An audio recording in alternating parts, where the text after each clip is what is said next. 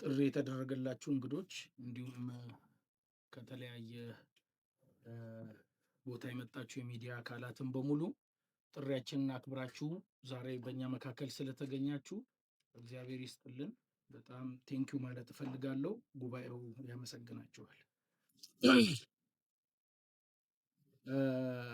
ዛሬ እዚህ የተሰበሰብነው ሁላችንም ሰኔ 7 ቀን 2018 በአድዋ ሙዚየም አዳራሽ በምናደርገው መንፈስ ቅዱስ ወደዚህ ምድር የወረደበትን ቀን ምክንያት በማድረግ በዓለ ሃምሳ የወንጌል አማኙ የጋራ በዓል እንዲሆን በማሰብ ሰዎች መንፈስ ቅዱስን በጋራ ሆነው እንዲያመሰግኑና ስለ መንፈስ ቅዱስም ጥሩ ግንዛቤ እንዲኖር እንደገናም ወደ ምድር እንኳን መጣህልን ለማለት እና መንፈስ ቅዱስን ለማመስገን የተዘጋጀውን ፕሮግራም ለእናንተ ለማስተዋወቅ ነው። ይሄ በዓል ሲከበር ብዙ ጥቅሞች አሉት፣ ወይም ይህንን ደግሞ ለማክበር ያነሳሳን ምክንያቶች ብዙ ናቸው። እንደምታውቁት በመጽሐፍ ቅዱሳችን በሐዋርያት ሥራ ምዕራፍ 2 ጀምሮ እንደሚነግረን ቤተክርስቲያን የተወለደችበት ሰዎች ደግሞ በጋራ በጣም ብዙ ሆነው የዳኑበት ከ3000 በላይ ነፍሳት ወደ ጌታ የመጡበት በጣም ብዙ ፈሪ የነበሩ ሰዎች የጌታን ማዳንና ወንጌል ለመናገር ደፋር የሆኑበት እንደገናም ኢየሱስ ክርስቶስ ደግሞ በክብሩ የታየበት ቀን ስለሆነ ቤተክርስቲያን በልዩ ሁኔታ ይህንን ማክበር ያስፈልጋል። እንደገናም ደግሞ እንደምታውቁት ወንጌል አማኙ የራሱ የሆነ በየቤቱ ብናከብርም በየቤቱ ብቻም ሳይሆን በየቸርቻችን በየቤተክርስቲያኑ ይከበር የነበረ ነው። ግን የጋራ ሆኖ አሁን በሰኔ 7 ሁላችንም በዛ ቦታ በአንድነት እግዚአብሔርን እንድናመሰግንና የጋራ በዓል እንዲኖረን ተብሎ የታሰበ ነው። በድጋሚ ይህንን ጥሪ አክብራችሁ የመጣችሁ እንግዶችና ሚዲያ አካላትን ማመስገን እፈልጋለሁ። እግዚአብሔር ይስጥልኝ። እግዚአብሔር ይስጥልኝ። በቅድሚያ የኢትዮጵያ ወንጌል አማኞች አብያተ ክርስቲያናት ካውንስል ለመላው የወንጌል አማኞች እንኳን ለበዓለ ሃምሳ የመንፈስ ቅዱስ የምስጋና በዓል አደረሳችሁ አደረሰን እያልኩኝ ይህ የበዓለ ሃምሳ በዓል በአንድነት ለማክበር የወንጌል አማኙ ማህበረሰብ ልቡ እንዲነሳሳ ደግሞም ጊዜውን እንዲሰጥ ማበረታታት እንፈልጋለን። እንደ ወንጌል አማኞች አብያተ ክርስቲያናት ካውንስል በዓለ ሃምሳ በአንድ ወቅት የምናከብረው የአንድ ጊዜ ኢቨንት ሴሪሞኒ ሳይሆን ከወንጌል ጋር በተያያዘ ከዓመት እስከ ዓመት ሊከበር የሚገባው ትልቅ በዓል እንደሆነ እናምናለን። ብዙዎቻችሁ እንደምታውቁት በዓለ ሃምሳ የመከር በዓል በመባል ይታወቃል። በዚህ በመከር ጊዜ የሚሰበሰብ ብርቱ የሆነ ነዶ አለ። ምክንያቱም ጊዜው መከር ስለሆነ ስለዛን ማሰብ ምንም ክፋት የለውም። ግን ከወንጌል ሥራ አኳያ የሐዋርያት ሥራ በ24 ዓመት ጊዜ ውስጥ በዚያን ዘመን የነበረችው ቤተ ክርስቲያን መላውን ዓለም በወንጌል ለመድረስ ለመነሳቷ ጉልበታም ለመሆኗ ምክንያቱ ይህ የመንፈስ ቅዱስ መውረድ እንደሆነ እናምናለን። ዛሬ ቤተ ክርስቲያን ስለ መንፈስ ቅዱስ የተሳሳተ ግንዛቤ አላት ብዬ ለመናገር አልችልም። በነገራችን ላይ በዓለ ሃምሳ የዶክትሪን ጉዳይ ሳይሆን በዓለ ሃምሳ ለአብያተ ክርስቲያናት ሁሉ ወንጌልን ለመስራት ከወንጌል ስራው ጎን ለጎን ደግሞ ቅድስናን ለማወጅ የእግዚአብሔርን መንግሥት ለማስፋት ዋነኛው እንደሆነ እናምናለን። በዚህ በዓል ወቅት የወንጌል አማኙ እርስ በርስ የሚተያይበት፣ በአንድነት ጌታን የሚያመልክበት፣ ደግሞም የሚጸልይበት ጊዜ በመሆኑ የኢትዮጵያ ወንጌል አማኞች አብያተ ክርስቲያናት ካውንስል የወንጌል አማኙ ማህበረሰብ እግዚአብሔር የሰጠንን እድል እና ጊዜ በመጠቀም ከላይ የጠቀስናቸው ምክንያት በመገንዘብ ለዚህ በጎ ሐሳብ በቅን ልቦና ተባባሪ በመሆን የበኩላችሁን እንድትወጡ ጥሪያችንን እናስተላልፋለን። እግዚአብሔር በበዓለ ሃምሳ ድምቀት ቤተ ክርስቲያኖቻችንን ይባርክ። እሺ፣ በነገር ሁሉ የረዳንን ፈጣሪ እግዚአብሔርን አስቀድሜ እያመሰገንኩ ከዚህ በፊት እንደተባለ ሁሉ የወንጌል አማኞችን በሙሉ እንኳን ለዚህ በዓል አደረሳችሁ እላለሁ። እንዲሁም በዚህ ጥሪ ተደርጎላችሁ የተገኛችሁ እንግዶችና የሚዲያ ባለሙያዎች እንኳን ደህና መጣችሁ።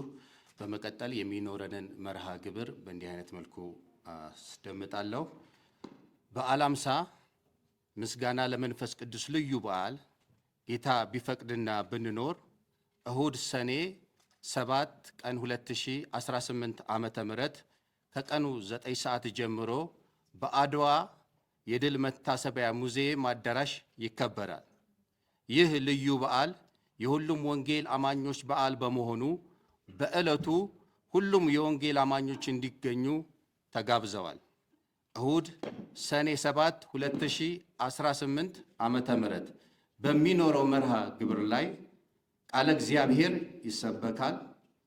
የዝማሬ እና የአምልኮ ጊዜ ይኖራል። ስለ በዓለ ሃምሳም የምንወያይበት ድንቅ ጊዜ ይኖረናል። አመሰግናለሁ። እግዚአብሔር ይባርካቸው። አመሰግናለሁ። በዓለ ሃምሳ ለእኛ ለወንጌል አማኞች በዘልማድ ወይንም በተነሳሽነት ብቻ የምናከብረው በዓል አይደለም። ከልባችን በደስታ በጉጉት በመጠበቅ በዓለ ሃምሳ ጌታችን ኢየሱስ ክርስቶስ ከትንሣኤ በኋላ በ50ኛው ቀን መንፈስ ቅዱስ በሐዋርያት ላይ የወረደበትን ታላቅ ቀን የሚዘከርበት የክርስቲያኖች በዓል ነው። በዓለ ሃምሳ መንፈስ ቅዱስ የእምነትን ጥንካሬ፣ የአገልግሎት ቁርጠኝነትና የክርስቲያናዊ አንድነትን በማጠናከር ለሰው ልጆች የተስፋንና የመንፈሳዊ ተሐድሶ መልእክት የሚያስተላልፍ በዓል ነው። ማንኛውም የወንጌል አማኝ ይህንን ልዩ በዓል በተዘጋጀው ክብረ በዓል ላይ በመገኘት በአንድነት እንዲያከብር ጥሪያችንን ማስተላለፍ እንወዳለን። እግዚአብሔር አምላክ ይባርካቸው። እግዚአብሔርን እጅግ በጣም እናመሰግናለን። በድጋሚ በዛሬው ዕለት በዚህ ስፍራ የሚሰጠውን ጋዜጣዊ መግለጫ ለመዘገብ ከተለያየ የሚዲያ አካላት የመጣችሁትን ሁሉ ከልብ እናመሰግናለን። ይህን የበዓለ ሃምሳ ቀን ምስጋና ለመንፈስ ቅዱስ ፕሮግራም ሁላችሁም የወንጌል አማኞች በሙሉ ሰኔ 7 ቀን 2018 ዓመተ ምህረት በአድዋ ድል መታሰቢያ ሙዚየም አዳራሽ በመገኘት አብረን እግዚአብሔርን መንፈስ ቅዱስን እንድናመሰግንና ክብር ለሚገባው አምላካችን ምስጋና እንድናቀርብ ጥሪ እናደርጋለን። በዚህ ዕለት ወደዚህ ልዩ በዓል ስንመጣ ሁላችንም ሰዎችን በመጋበዝ ቢያንስ አንድ ሰው ይዘን እንድንመጣ በጌታ ፍቅር እናሳስባለን። ይህን የወንጌል አማኞች በዓል በአንድነት እንድናከብር ላደረጉልን ለኢትዮጵያ ወንጌል አማኞች አብያተ ክርስቲያናት ካውንስልና ለአርሞኒየም ተሐድሶ ቤተ ክርስቲያን ከልብ የመነጨ ምስጋና ማቅረብ እፈልጋለሁ። በዓሉ የተባረከና የጸጋ የሰላም መንፈስ ቅዱስ የሚወርድበት ቀን ይሁን። ከእናንተ ይጀምር።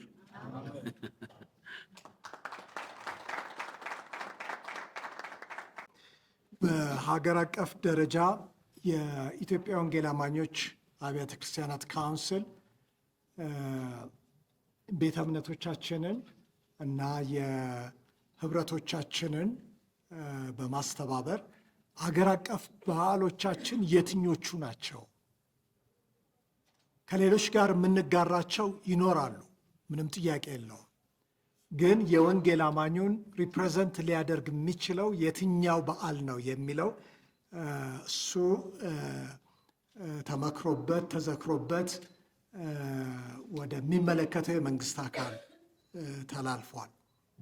ለምሳሌ የበዓለ ሃምሳን ቀን በማስመልከት ስለዚህ ወደፊት እንደነዚህ አይነት ነገሮች እየተጠናከሩ የሚመጡ ከሆነ ተስፋ እናደርጋለን የወንጌል አማኙ ቀን ተብሎ በአገር አቀፍ ደረጃ ሊወሰን ይችላል ብለን ተስፋ እናደርጋለን። መስመር ላይ ስላለ ነው ይህን የምናገር ያለሁት። ሌላው የበዓለ ሃምሳ ቀደም ብዬም እንደተናገርኩት የአንድ ቤተ እምነት ጉዳይ አይደለም። የወንጌልን ስራ እሰራለሁ ብሎ ለወንጌል ስራ የቆመ በሙሉ ሰለብሬት ሊያደርገው የሚገባ በዓል ነው ብለን ነው የምናምነው። ለተወሰኑ ቤተ እምነቶች የምንተወው፣ የተወሰኑ ቤተ እምነቶችም ደግሞ ከቦታ ቦታ ይዘውት የሚንቀሳቀሱት አይነት ነገር አይደለም። የወንጌል ስራ እስካለ ድረስ ምንም ጥያቄ የለውም በዓለ ሃምሳ አብሮ ይኖራል። በዚህ ጊዜ ለሀገራዊ ትሩፋት እንዲኖረው ምንድነው መደረግ ያለበት? አይመከርም ወይ አይዘከርም ወይ የሚል አይነት ጥያቄ ነው በሁለተኛ ደረጃ የቀረበው። እውነት ነው። የመከር በዓል ብዙዎቻችን እንደምናስታውሰው ትልቅ ስራ የሚሰራበት በዓል ነው። ከስራ በኋላ ነው ሴሌብሬት የሚደረገው። ብዙዎቻችሁ ታሪክን እንደምታስታውሱት አውሮፓን አውሮፓ ያደረገው ፕሮቴስታንቲዝም ነው ይባላል። በአንድ እጃቸው ወንጌልን፣ በሌላ እጃቸው ደግሞ ማረሻን በመያዝ የበዓለ ሃምሳ ሰለብሬት ስናደርግ የስራን ክቡርነት የስራን ትልቅነት ለማብሰር ትልቅ መደላድል ነው ብዬ አምናለሁ። በተለይም ደግሞ ወጣቶቻችን ወደ ስራው ዓለም እንዴት ሊገቡ እንደሚችሉ ባሉበት ስፍራ ሁሉ ደግሞ ነፃ አውጪ የሆነውን የተባረከውን ሕይወትንና አለመጥፋትን ወደ አደባባይ ያወጣውን ወንጌልን በስራቸውም በንግግራቸውም ሊገልጡ እንደሚገባ የሚበሰርበት በዓል ይሆናል ብዬ ተስፋ አደርጋለሁኝ። ቅድም ወንድም ያነሳውንም አንድ ጥያቄ አንስቼ ከምርጫ ጋር በተያያዘ ዋናው እና ትልቁ ትኩረትም ሰጥተን ተሰብስበን ከምርጫው ለሚመረጠው መንግስት የምንጸልይበት ጊዜ ይሆናል ብዬ አስባለሁ። እግዚአብሔር የሰጠን ቤተክርስቲያን ኃላፊነቷ ስለሆነ ያንን መርሃ ግብር ይኖረናል። ለአገር፣ ለምድር፣ ለሰላም እንደገናም አብሮ ለመስራት በመካከላችን ደግሞ እግዚአብሔር አምላክ መተባበርን ምድራችንን አንድ አድርጎ ከዚህ በፊት ያየናቸው ጉድለቶች ደግሞ በእግዚአብሔር ጸጋ እንዲሞሉ ስለ ምድሪቱም ስለ መሪዎቻችንም ስለ ሀገሪቱም የምንጸልይበት ጊዜ እንዳለ እንዲሁ መጥቀስ ፈልጌ ነው። እህቴን እንዳ ደግሞ ያነሳችው ጥያቄ ይሄ ምን እየተሰራ ነው የሚለው ይሄ አንዱ የስራው አካል ነው። የሁሉም እንዲሆን በተለይ የሚዲያ አካላት ትልቅ ኃላፊነት አለባቸው። በተለይ ክርስቲያን ሚዲያ ቲክቶከሮች፣ እንደዚሁም በሚዲያ ላይ እግዚአብሔር ጥሩ ቦታና ጸጋ የሰጣችሁ ትልቁን ድርሻ የእናንተ ነው ብዬ አስባለሁ። የቤተ ክርስቲያን የካውንስሉ ብቻ አይደለም። ካውንስሉ ግን እንደ አባት ጥላ ሆኖ ዘንድሮ ቤተ ክርስቲያኖችን አስተባብሮ እንዲህ አይነቱን አድርጓል። ኔክስት ግን እንደ ካውንስሉም እንደ ቤተ ክርስቲያንም ሁሉም በአንድነት በመስቀል አደባባይ እናደርጋለን ብለን እናምናለን፣ እናስባለን። እግዚአብሔር ያከናውንልናል እና ምን እየተሰራ ነው የሚለው ይሄ ነው አንዱ የስራው አካል ነው። ፕሮግሬሲቭ ሆኖ ዘንድሮ ከኢትዮጵያ ወንጌል አማኞች ካውንስል ጋር አብረን ማድረግ ችለናል። ቀጣዩን ደግሞ እግዚአብሔር ያደርሰናል፣ በትልቁ ይሆናል ብዬ አምናለሁ። ጌታ ይባርክሽ። ሁላችሁንም ሰላም እላችኋለሁ። ወደዚህ የመጣችሁ ሁላችሁ እንኳን ደህና መጣችሁ። ከመጸለይ በፊት በዓለ ሃምሳን በተመለከተ በመጽሐፍ ቅዱሳችን ላይ የተገለጸውን ጥቅስ አነባለሁ። የሐዋርያት ሥራ ምዕራፍ 2 ቃሉ ራሱ የተጠቀሰበት ቦታ ነው።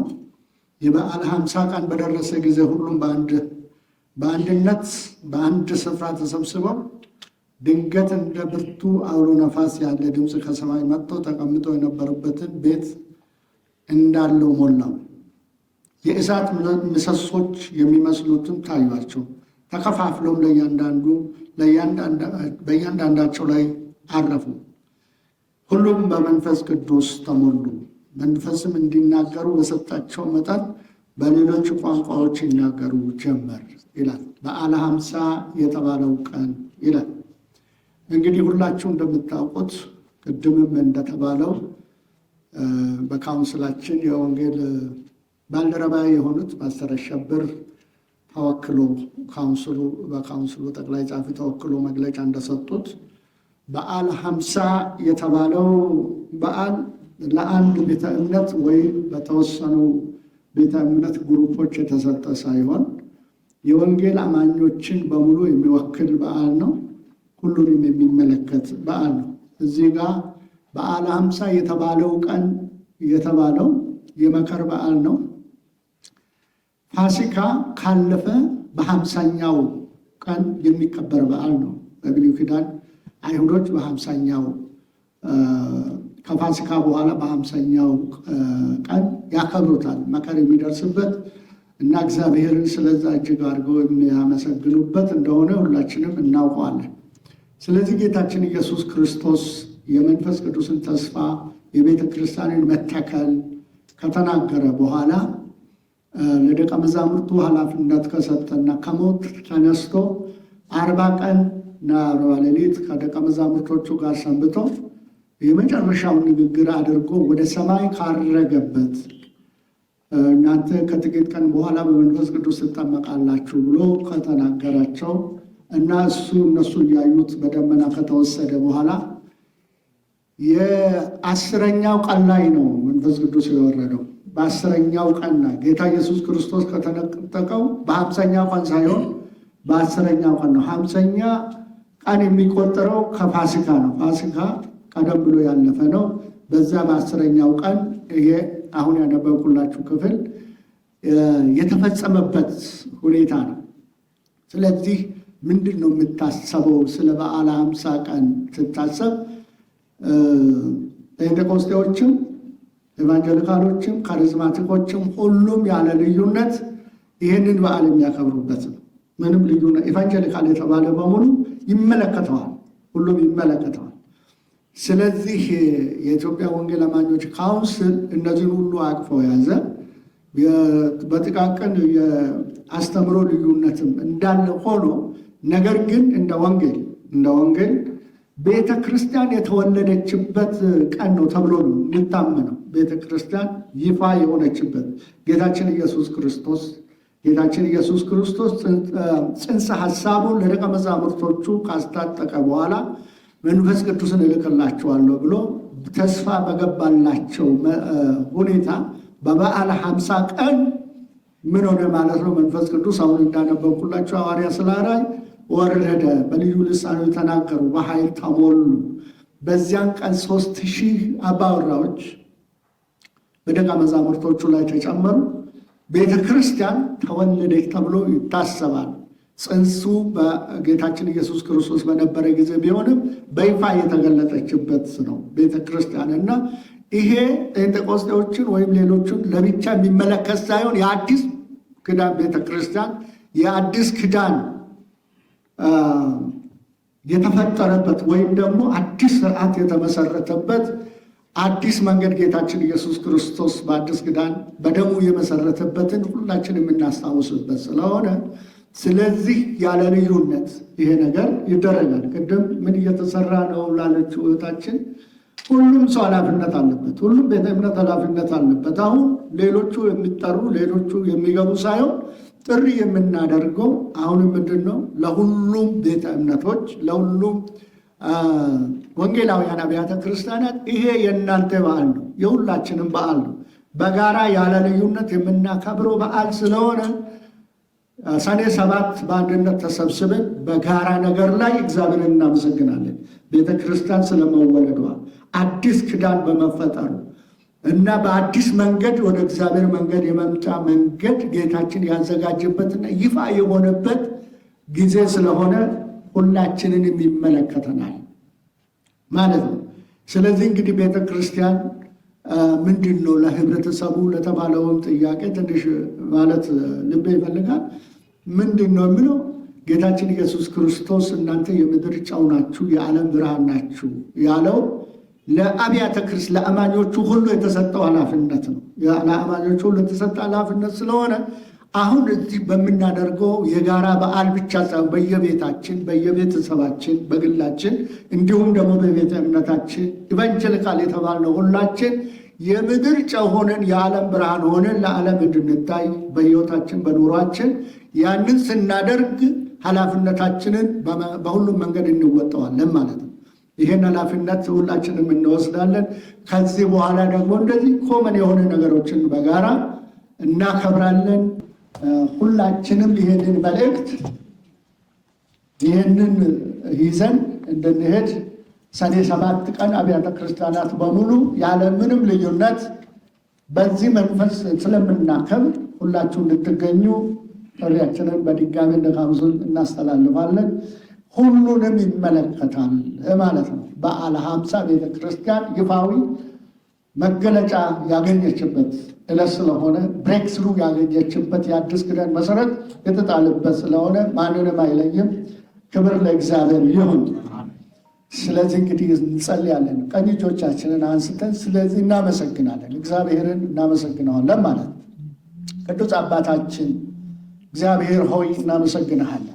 ልጅ ኢየሱስ ክርስቶስን ልከህ በእንጨት መስቀል ላይ ተሰቅሎ ዕዳችንን ከፍሎ ጌታ አምላካችን ሆይ ከምድር ወደ አንተ ባረገበት በ10ኛው ቀን መንፈስ ቅዱስ ወርዶ ቤተ ክርስቲያንን ያደሰበት በኃይል የሞላበት በምድር ላይ እግዚአብሔር አምላክ አዲሷ ቤተ ክርስቲያን አዲሷ ተቋም ጌታ ሆይ በኃይል እንድትሞላ በኃይል እንድትወጣ ሰማያዊ ጸጋ የለበሰችበት ቀን ስለሆነ እጅግ አድርገን እናከብረሃለን፣ እጅግ አድርገን እናመሰግንሃለን።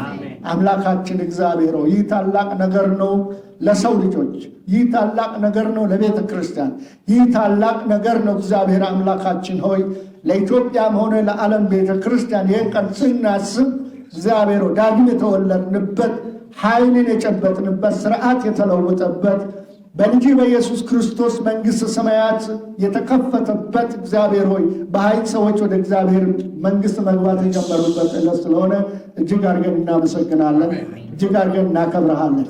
አሁንም አምላካችን ሆይ እዚህ የተገኙትንም ወገኖች ሁሉ አንተ ባርካቸው። የኢትዮጵያን አብያተ ክርስቲያናት በሙሉ እንድትባርክ እንለምናለን። ቤተ እምነቶችን ሁሉ እንድትባርክ እንለምናለን። በአንድነት ደግሞ በአንድ ልብ ይህንን ታላቅ በዓል እንድናከብር በያለንበት ባሉበት ቤተ እምነቶች ሁሉ ልባቸው እንድነሳሳ ሀሳባቸው እግዚአብሔር ወደዚህ እንዲሰባሰብ ያለ ልዩነት በአንድነት እንድንቆም አንተ እርዳን። ከዚህ በኋላ በሚኖርን የጋራ ነገሮች ሁሉ ደግሞ መንፈስህ ይርዳን።